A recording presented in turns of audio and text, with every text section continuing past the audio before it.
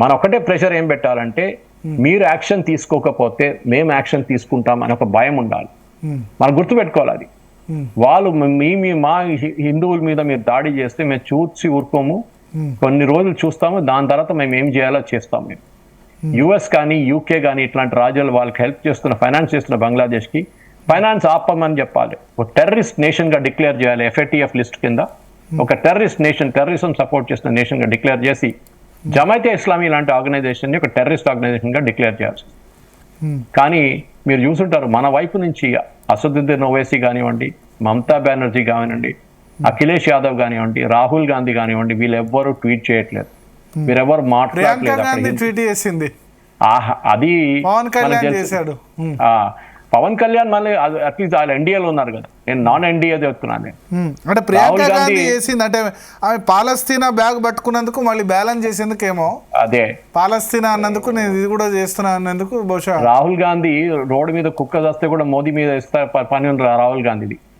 ఆ రాహుల్ గాంధీ ఇప్పుడు ఒక మాట అనట్లేదు. మమతా బెనర్జీ ఎక్కడో ఒక అఖలాక్ ని హత్య చేసినప్పుడు, అక్కడ ఆవు లేదు మాంసం ఉందని చెప్పి చేసినప్పుడు దానికి పెద్ద ఇష్యూ చేశారు. లక్షల రూపాయలు కేరళ సీఎం వచ్చి 10 లక్షలు ఇచ్చారు అఖలాక్ వాళ్ళ ఫ్యామిలీకి. ఆలోచించి ఎక్కడ కేరళ, ఎక్కడ హర్యానా, ఇట్లాంటి పరిస్థితులు ఉంది మన దగ్గర. ఈ ఓట్ బ్యాంక్ కోసం ఏమైనా చేస్తారు. మీరు అడిగిన ప్రశ్న కరెక్టే. హిందువులు తీసుకురావాలంటే తీసుకురావాల్సింది ఎక్కడికి, వాళ్ళు వస్తారో లేదో అది ఇంకో మాట. ఎందుకంటే మీరు చెప్పినట్లు వాళ్ళ ఇల్లు అక్కడ ఉంది, వాళ్ళ ఆస్తి ఎక్కడ ఉంది, అన్ని అక్కడే ఉంది కదా.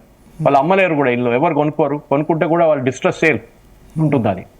సో డెఫినెట్ గా మనం ఒక పిలుపు ఉండాలి, ఒక భయం ఉండాలి బంగ్లాదేశ్ గవర్నమెంట్ కి, మేము చేయొచ్చు అని చెప్పేసి. అది కాకుండా 1.3 కోట్ల మంది హిందువులు రాకపోవచ్చు, 10 లక్షల మంది 20 లక్షల మంది వచ్చినా పర్లేదు, మనకేం భారం కాదు. నేను మొన్న చెప్పినప్పుడు ఫేస్బుక్లో చేస్తే చాలామంది దానికి పాజిటివ్గా స్పందించారు. నాకు అనిపించింది ఆ మూమెంట్లో, అరే మనం 130 కోట్ల మందిని భారత భూమి భరిస్తుంది, 1.3 కోట్ల మంది అంటే 1% భరించలేమా? మన సిర్పూర్ కాగజ్నగర్లో బెంగాలీస్ ఇక్కడ సెటిల్ అయిన వాళ్ళు ఉన్నారు, అక్కడ నుంచి బంగ్లాదేశ్ నుంచి వచ్చిన వాళ్ళే. కరెక్ట్. ఇది మొన్న నాకు ఎవరో మెసేజ్ పంపించారు, కొండాపూర్ వైపు చాలా మంది ఉన్నారు సురేష్ గారు అని చెప్పి. ఏదో ఒక నేను యూట్యూబ్ ఛానల్లో ఇంటర్వ్యూ ఇచ్చిన దాని ప్రకారం వాళ్ళు కామెంట్ చేశారు. వాళ్ళు ఉన్నారు ఇక్కడ. నేను చెప్తున్నా అండి, అది ఇంకో మాట, నేను దాని గురించి ఎక్కువ మాట్లాడలేదు. కానీ ఇక్కడున్న ప్రతి బంగ్లాదేశ్ తీసుకొని డిటెన్షన్ సెంటర్లు వేయాలి. ఒక భయం ఉండాలి, మీరు అక్కడ చేస్తే మేము ఇక్కడ చేయొచ్చు అని చెప్పి. ప్రతి బంగ్లాదేశోడు, హైదరాబాద్ ఉండనియండి, ముంబై ఉండనియండి, ఎక్కడైనా కానీ. బెంగాల్ అయితే జరగదు. వెస్ట్ బెంగాల్లో మమతా బెనర్జీ వాళ్ళని ఏం చెప్తారు, వాళ్ళకి దండ వేసి వాళ్ళు సపోర్ట్ ఇచ్చి వాళ్ళకి ఏం కావాలంటే ఇస్తారు. కానీ మిగతా రాష్ట్రాల్లో ఇప్పుడు ఆమె టర్మ్ ఇంకా 3 నెలలే కదా, మార్చ్ ఏప్రిల్ వరకే కదా ఆమె టర్మ్. అదే ఆమెకు ఓట్లు కావాలి కదండి. ఆమె ఏమైనా చేస్తుంది ఓట్ల కోసం. ఏమైనా చేస్తారు, మేము ముస్లిమ్స్ కోసం ఇంత చేస్తున్నాం చూడండి అని చెప్పి. సో ఇప్పుడు చేయాల్సింది ఏంటంటే బేసిక్లీ బంగ్లాదేశ్ లో ఇక్కడున్న బంగ్లాదేశీ ప్రతి బంగ్లాదేశీని ఐడెంటిఫై చేసి డిటెన్షన్ సెంటర్ కి మార్చుకోవాలి. ఎందుకంటే మన చట్ట ప్రకారం అది పాసిబుల్. జైలు కాదు, డిటెన్షన్ సెంటర్ అంటారు. మన ఆసాం వైపు ఉంది, ఉత్తరప్రదేశ్ లో ఉంది, ఈవెన్ తమిళనాడులో డిటెన్షన్ సెంటర్స్ ఉన్నాయి. అట్లాంటి ప్లేసెస్ లో వీళ్ళందరినీ అక్కడ జరిపి వీళ్ళు అక్కడ పెట్టి వాళ్ళని ఒక ఇంటర్నేషనల్ లాగా చూపించి వీళ్ళని ఏం చేయాలని చెప్పి వీళ్ళ మీద చర్యలు తీసుకుంటే అప్పుడు బంగ్లాదేశ్ లో వాళ్ళు కొంచెం మేల్కు వస్తుంది. బంగ్లాదేశ్ నుంచి వచ్చిన వాళ్ళు ఇల్లీగలే కాదు, లీగల్ గా ఎట్లా వస్తారు వాళ్ళు? వాళ్ళు పాస్పోర్ట్ తీసుకొని వీసా తీసుకొని రారు కదా అక్కడ. వాళ్ళు అక్కడి నుంచి వచ్చేది పాస్పోర్ట్ తీసుకొని వచ్చిన చాలా తక్కువ ఉంటారు వాళ్ళు. మన రాడార్ లో ఉంటారు వాళ్ళు. పాస్పోర్ట్ తీసుకొని మీకు వీసా ఎక్కడ ఉంది? మీకు పాస్పోర్ట్ ఒకటే. నేపాల్ వీసా తీసుకొని వచ్చిన వాళ్ళు కూడా వీసా మెడికల్ వీసా మీద వస్తారు బంగ్లాదేశ్ నుంచి. ఆ వీసా మొత్తం బ్యాన్ చేసి పడేయాలి. ఇప్పుడు కొద్దిసేపటి క్రితం డెవలప్మెంట్ చెప్తున్నా, భారతదేశం చిట్టగాంగ్లో ఉన్న వీసా సెంటర్ మూసేసింది. దానికి ప్రతిగా బంగ్లాదేశ్ కూడా కొద్దిసేపటి క్రితం వాళ్ళు కూడా మేము బ్యాన్ చేస్తున్నాం అని చెప్పి బ్యాన్ చేశారు. అంటే మన వాళ్ళు ఎంతమంది పోతారో తెలియదు బంగ్లాదేశ్ కు. ఎవరు పోతారండి బంగ్లాదేశ్ కి, నాకు అర్థం కాదు. అదే అంటే హిపోక్రసీ ఏంటంటే మీరు చేస్తే మేం చేయమా అన్నట్టు. మొత్తం బంద్ చేయమని చెప్పండి. ఈవెన్ ఢిల్లీ హై కమిషన్ బంద్ చేయమని, ఢిల్లీ ఎంబసీ బంద్ చేసి వెళ్ళిపోమని చెప్పండి అండి. మనకి ఏ ప్రాబ్లం లేదు. బంగ్లాదేశ్ కి ఎవడు వెళ్తాడు? ఏ పిచ్చోడు వెళ్తాడు అక్కడికి?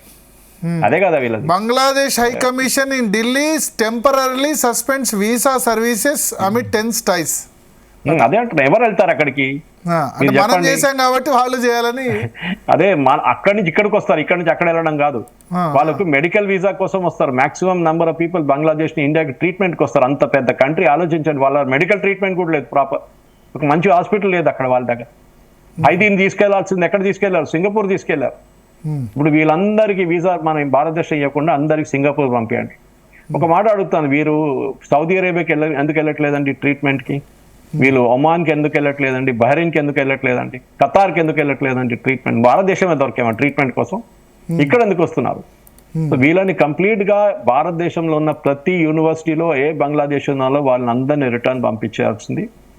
మన వాళ్ళు ఎవరైనా అక్కడ ఉంటే టెంపరీ వీసా మీద వెళ్ళినా, విజిట్ వీసా కానీ మిగతా ఏదైనా టూరిస్ట్ వీసా మీద వెళ్ళినా వాళ్ళందరూ రిటర్న్ పిలిపించుకోవాల్సింది. చాలా క్లియర్ గా బంగ్లాదేశ్ ని కంప్లీట్ గా ఎకనామికలీ ఫినిష్ చేసేసేయాలి. బంగ్లాదేశ్ అని ఒక ఏం చెప్పాలి, ఎకనామికల్ గా ఫినిష్ చేస్తాం, కానీ అమెరికా సపోర్ట్ ఉంది కదా. అమెరికా చాలా క్లియర్ అండి.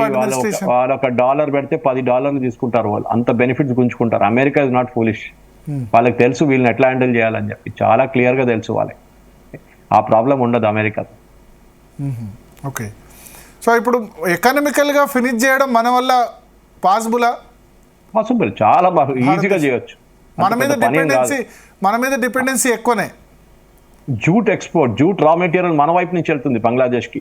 ఓకే, అది బంద్ చేసేసాం కదా, 3 నెలలు ఇప్పుడు 3-4 నెలలు అయ్యి. మరి 1.5 year లో, ఈ 1 year లో మోడీ గవర్నమెంట్ ఆ దిశగా చర్యలు తీసుకుంది. అదే అంటున్నాను, మనం జూట్ ఎక్స్పోర్ట్ కంప్లీట్ గా బ్యాన్ చేసి పడేసాం. ఓకే, అది కాకుండా వీళ్ళకి రా మెటీరియల్ సూరత్ నుంచి వస్తుండే టెక్స్టైల్స్ కోసం అని, గుజరాత్ నుంచి, అది కూడా బంద్ చేసి పడేసాం. వీళ్ళకి ఓవర్లాండ్ ప్యాక్ట్ ఒకటి ఉండే, అంటే మన వైపు నుంచి ఎక్స్పోర్ట్స్ వాళ్ళ దేశానికి త్రూ ట్రక్ లో లేకుంటే అట్లా ట్రైన్ లో తీసుకెళ్లొచ్చు అనమాట. అది కూడా మనం బంద్ చేసి పడేస్తాం. సో వాళ్ళ ప్రతి వైపు నుంచి బంగ్లాదేశ్ ని మనం ఎకనామికలీ క్రిటికల్ చేస్తున్నాం. నేను అదే చెప్పాను, దాని గురించి మనం ఎక్కువ మాట్లాడక్కర్లేదు. వాళ్ళు, మీకు గుర్తుంటుంది, ఢాకా ఎయిర్పోర్ట్ లో 3 నెలల ముందు $1 billion ఒక టెక్స్టైల్ ఎక్స్పోర్ట్ ప్యాకేజ్ కన్సైన్మెంట్ మొత్తం నిప్పంటుకుని ఎవరో మొత్తం పోయింది, ధ్వంసమైంది. అది ఎవరు చేయించారో ఎవరు చేశారో తెలియదు. $1 billion ఆలోచించండి.